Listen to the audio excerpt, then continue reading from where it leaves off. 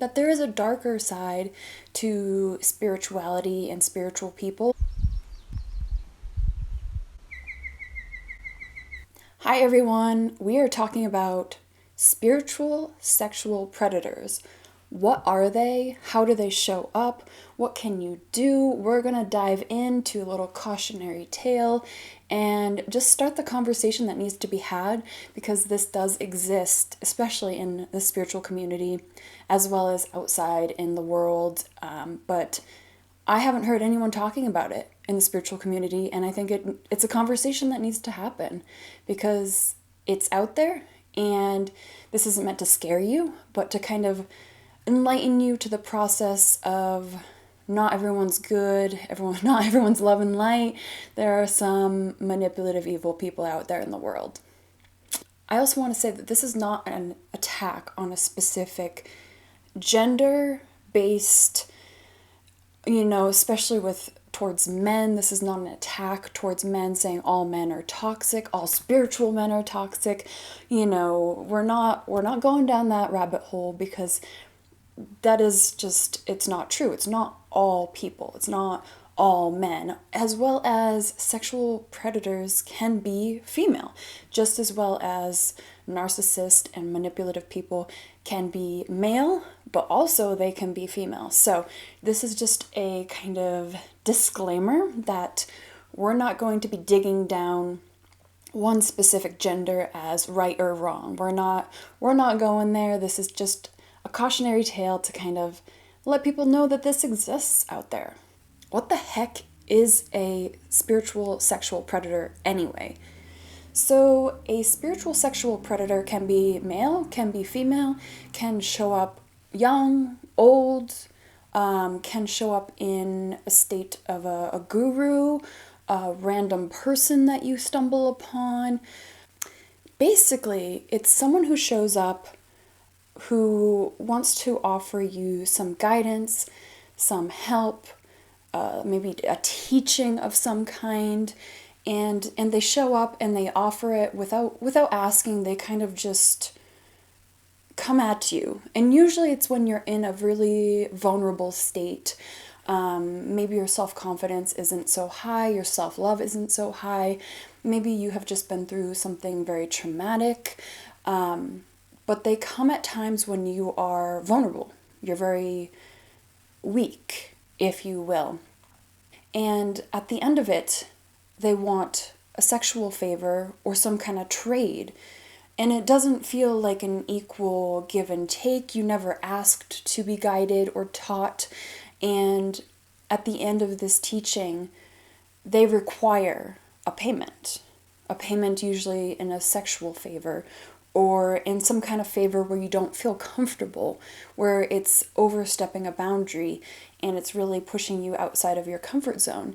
And because you are in such a weak, vulnerable state when this happens, you can succumb to it very easily. If you're not listening to your intuition and you're not strong within who you are and what you are, and you're feeling fragile, you will just give into it because you feel like, well, they gave me something, I must give them a part of me. And the energy exchange that they ask for it doesn't add up. Spiritual guidance and guruship and teaching does not involve a trade of someone entering your physical body, because it's not an equal trade, and also it was never discussed, this trade. All right, story time. This has actually happened to me, which is why I'm not trying to just spread rumors or start drama or anything like that. But this happened to me back in 2013. It was the first time I kind of traveled alone by myself. I wasn't so much connected into my spirituality yet. I think I was always spiritually gifted and attuned to that, but I really wasn't tapped into my spirituality yet. I wasn't aware of any of this yet. I had done a little bit of medicine work with my sister. She was seeing this woman who was very much into Native American culture, sweat lodges, meditations, guidance, and stuff like that. And so I had dipped my toe into this because my sister would ask me to come along, and I had nothing better to do, and so I said yes. And so I had gone to a couple sweat lodges and some kind of meditation journeys, where you're kind of talking to your higher self and to your guidance, but I hadn't really clicked my spiritual journey yet. And so I was on this 3-month journey, this finding myself, running away from my problems, thinking that I could solve it. And I was on my last leg of my trip. And I had gone to Finland to visit some distant relatives there and got to meet them for the first time, and it was really exciting. And they suggested that I go to the town north, Levi, which is a really beautiful ski town. And I was like, okay, yeah. So I got a little hotel there and booked a little plane ticket up there. And when I arrived, I got off the plane, and it was one of those planes where it lands and you load off of the plane like on the tarmac, and you kind of walk into the building to get your luggage and stuff. And when I landed there was definitely like, the sky was this purple pink. It was beautiful. It was glowing. It was gorgeous. But there was this energy that I could sense. And it was the first time I had ever sensed like an energy. Like it felt like a really special, magical place. It felt like maybe I had been here before, in a past lifetime, or there's some kind of like energy. There was a pull, and I could feel it immediately as soon as I stepped off that airplane. Like I felt like I had jumped into a different dimension, a different timeline, if you will, a different chapter. Now, during this time, I was also quite depressed and lost and lonely, and just thinking that the traveling would fill my needs in some way or make me feel whole or happy, but spoiler alert, it didn't. But I tried to book a couple events, like I went dog sledding, I met some people, and had some fun and like did all these things, but ultimately it never was fulfilling. I always felt kind of empty when I was there, and I was only there for maybe, 4 days, something like that. It was a while ago. And I woke up like towards the later afternoon, and I had drank the night before, so I was hungover, and I was just like, I need some food. I just need to do something to shake me out of this. So I went to this cafe that was really close to where I was staying. I really didn't want to go. I was like, I don't want to go, but I have to go. It was a weird energy pull that I needed to go to this cafe. And so I went to the cafe. I ordered a pizza, I think. I don't remember exactly. But I ordered some food, and I was just kind of waiting for my food to arrive. And they had Wi-Fi there, so I think I was like on my phone or something. And this is why I have a journal, because I wrote in my journal, November 22nd, 2013, I just met Emmanuel, an angel, or someone to enlighten me. And so again, I said I didn't want to go to the cafe nearby, but I made myself.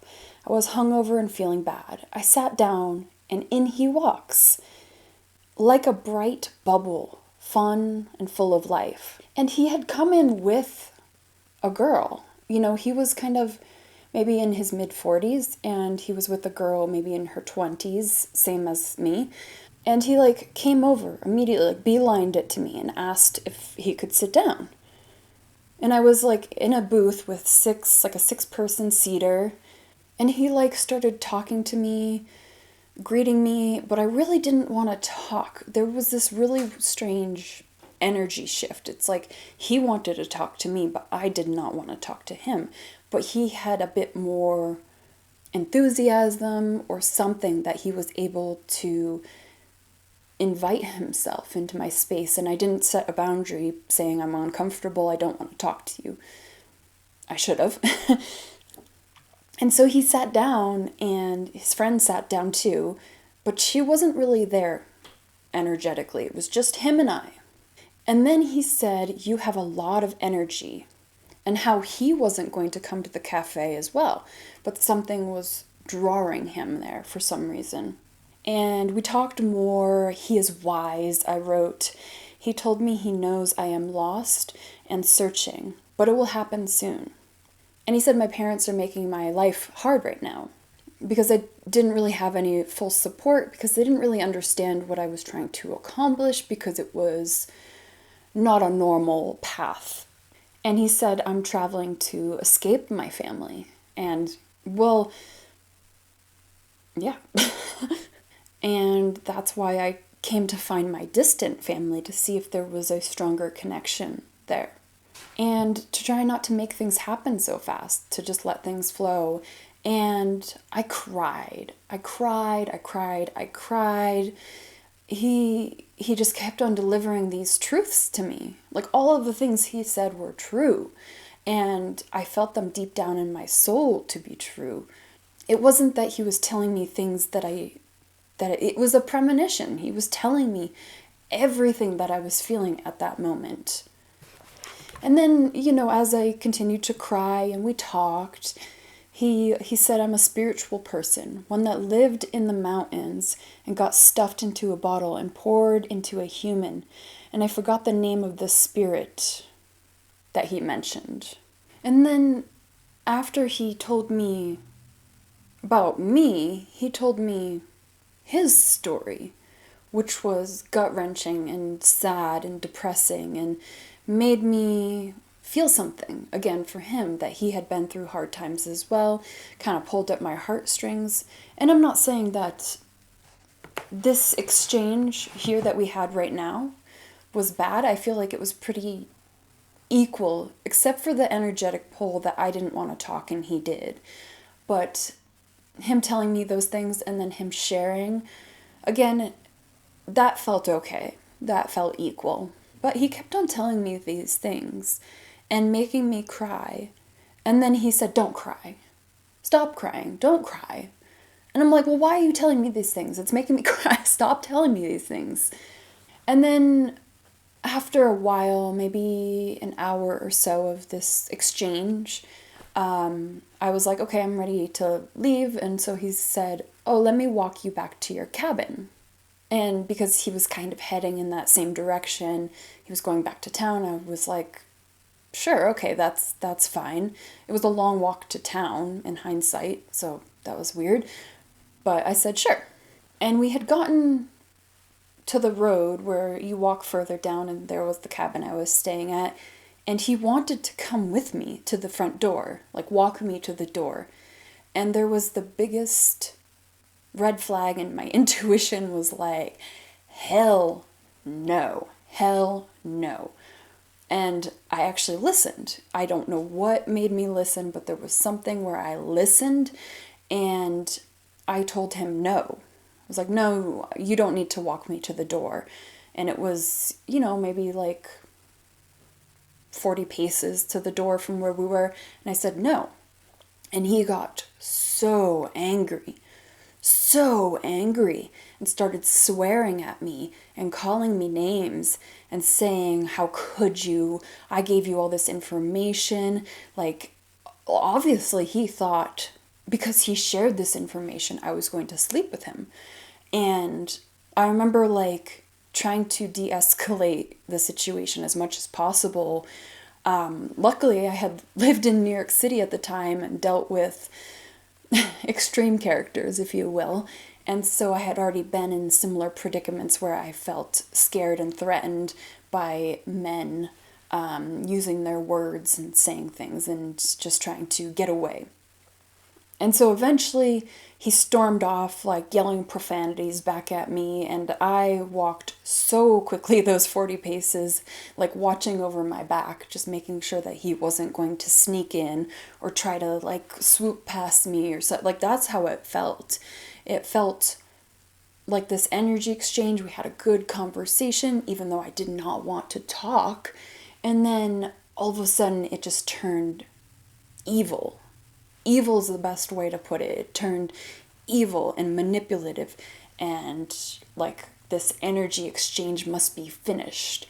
And I remember locking the door when I got into the cabin, and I just bawled my eyes for 10 or 15 minutes, just crying, just so scared that he was going to do something and force himself onto me, because he had given me some information and this was the only way I was able to repay.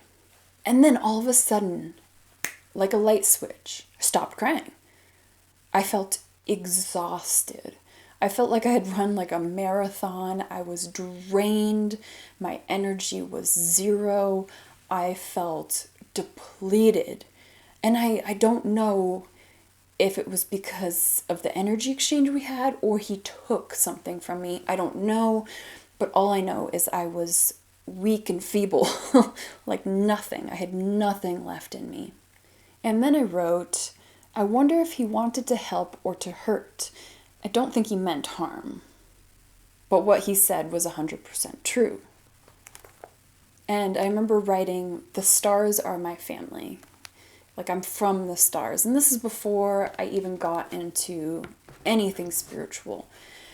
And I remember this being an extreme turning point for my spirituality. It was the wake-up call. I had not really realized what it was until I had come home and talked to my older sister, who was the one bringing me on all these journeys and stuff, this medicine journey with her. And to find that, the Native American woman that she was training with warned her about these interactions. And it's not just men. I think it would be fair to say that maybe predominantly it's more men, just as it's predominantly more women into spirituality, but I do believe it can show up in a female form too. And that's kind of when it all started. In November of 2013, I started to really go on this spiritual journey. So, I just wanted to share this as a cautionary tale for anyone into spirituality, getting into spirituality, already deep down the rabbit hole of spirituality, just to be aware of these sexual, spiritual predators and that they do exist and that they are out there. And that's why it's so important to know yourself, listen to your own intuition, love yourself, and be careful if you are in a vulnerable state. Take yourself at face value. If you are fragile, to make sure that you are protecting yourself and not trusting, every kind, nice person that comes along promising the world to you or your all these answers to you.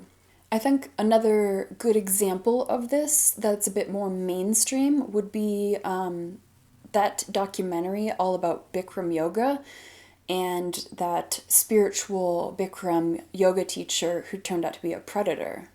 It's a very similar kind of vein. They show up in ways to cloud your vision and show you this is the way and it's okay. Trust me, I know what I'm doing. I'm spiritual. And they wear this false mask and say, oh, all these things just so you believe them. And they suck you into their trap. So take a look at that documentary. It's on Netflix. I highly recommend you take a look at it and watch it, as well as just keep this in the back of your head. And so yeah, this is a cautionary tale to take with you throughout your journey to hopefully just keep you aware that this exists and we need to be having this conversation. That's all I have for you. Until next time, take care of yourself. Bye!